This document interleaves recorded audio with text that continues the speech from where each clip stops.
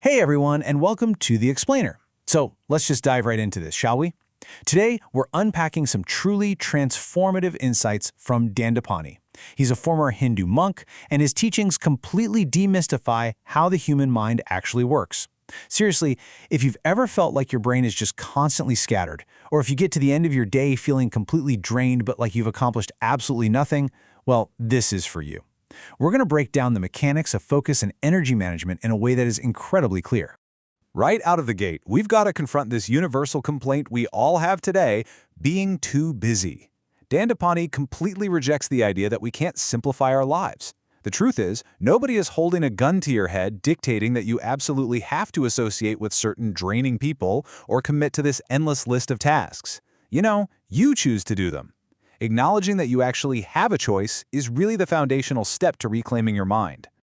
Now, if we admit we have a choice, our first instinct is usually to point the finger right at our screens. We're tackling this modern myth head-on today.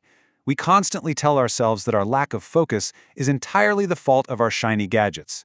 We blame the smartphones, the internet, the endless notifications. But we have to ask, are they really our biggest distractors? Well, here is Dandapani's stark and honestly pretty surprising answer to that. First no, then yes, but mostly no. This simple little phrase completely shatters our preconceived notions about technology. It removes the scapegoat. The device itself isn't inherently the problem. Look, technology is actually a beautiful thing.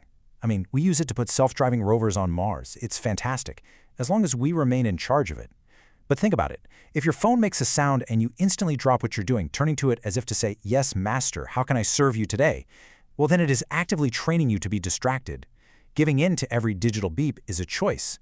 Dandapani actually shares this great example where entrepreneurs are constantly pressuring him to join platforms like Snapchat. His response? He simply refuses. He knows he can't sustain it, so he makes the active choice to say no to protect his daily energy.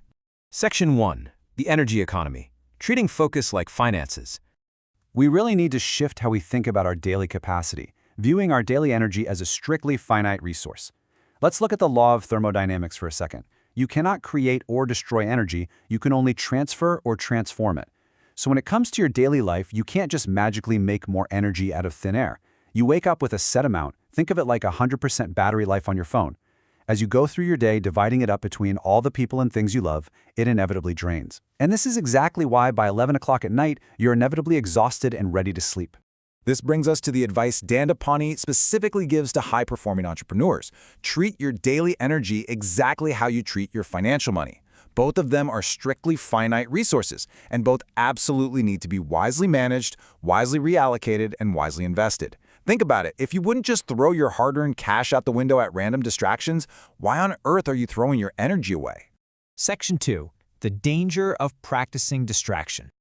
Okay, so if our energy is a finite currency, let's examine what we actually buy with our roughly 16 waking hours each day. Assuming an average of 8 hours of sleep, look at this. For a massive 13 hours of our day, we are actively practicing distraction. We are just jumping from browser tabs to phones to conversations without any kind of anchor. And this brings us to the law of practice. Basically, we become really good at whatever it is we practiced over and over again, whether it's positive or negative. It doesn't matter. This is the big aha moment right here. We aren't inherently bad at focusing. Actually, scratch that. It's the exact opposite. We are simply highly trained, highly practiced experts at being distracted. We've literally put in the hours and we've mastered the art of losing our focus. Section 3. The mind versus awareness. Now we're getting into the core framework the monks use to concentrate. Because honestly, you can't control something you don't understand. To a monk, the mind and awareness are two completely distinct things. I want you to visualize this. Think of the mind as a vast, expansive space with many different rooms or sections. There's a room for anger, a room for jealousy, areas for food, sex, happiness, joy, science, art, you name it. Then there is awareness. Imagine awareness as a glowing ball of light, this floating orb that can travel all through that vast space. This is such a great way to anchor the abstract concept of focus to a very tangible physical visual. So here is how that glowing orb actually works in practice. Awareness, that ball of light, travels to a particular area of the mind. When it goes there, it lights up that specific area, and boom, you suddenly become conscious of it. If it moves to the anger section, you feel angry. If it moves to joy, you feel joy. The huge problem is that all day long, from the very second we wake up, we just allow other people and outside triggers to pull our awareness from one area to another. Distraction is simply letting the outside world drag your glowing ball of light completely out of your own control. Section 4. Master concentration in daily life. So how do we actually rein in that glowing orb in our everyday situations? Well, to be concentrated is simply the ability to keep your awareness, your glowing ball of light, on one single thing for an extended period of time. You develop this by bringing the practice of doing one thing at a time right into your normal, everyday routine. You don't need to retreat to a mountain somewhere. You just practice it exactly where you are right now. Let's ground this in a highly relatable daily practice, something we can call the conversation loop. Say you live with a spouse or a partner. Step 1, when you speak with them, consciously keep that ball of light entirely on them. Step 2, notice when it inevitably drifts away, because it will. It'll drift to work or what's for dinner or your phone buzzing.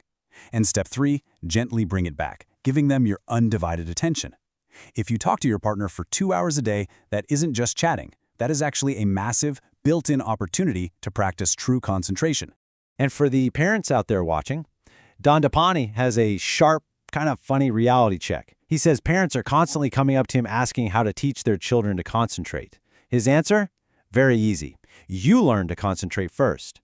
You know, we always want to fix our kids before we fix ourselves, but the monks know for sure that is not how human behavior works. Monkey sees, monkey do. It's an old saying, but it hits the nail right on the head here. If you can't concentrate yourself, you literally cannot expect your child to concentrate. Kids learn by example. Without your own personal practice, passing on the skill of focus to the next generation is just impossible. They watch where your glowing orb goes, and they learn to model theirs the exact same way. All right, let's bring the whole shebang together by looking at the ultimate benefits of concentration. When you master this, you learn to focus all of your finite energy, that precious limited resource we talked about, into a single given point. Doing this makes manifesting the things you actually want in your life possible, because your energy isn't just bleeding out into a dozen different distractions. Concentration transforms from this fleeting, abstract concept into your literal daily way of living. Practicing this control over your glowing orb is absolutely crucial. It's the key to manifesting your reality. I want to leave you with this powerful final thought that perfectly summarizes everything in this explainer. Life is, quite simply, a manifestation of where your energy is flowing.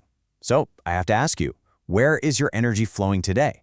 Are you consciously directing your ball of light, or are you just letting the world drag it around? Take back control of your energy. Keep your awareness focused.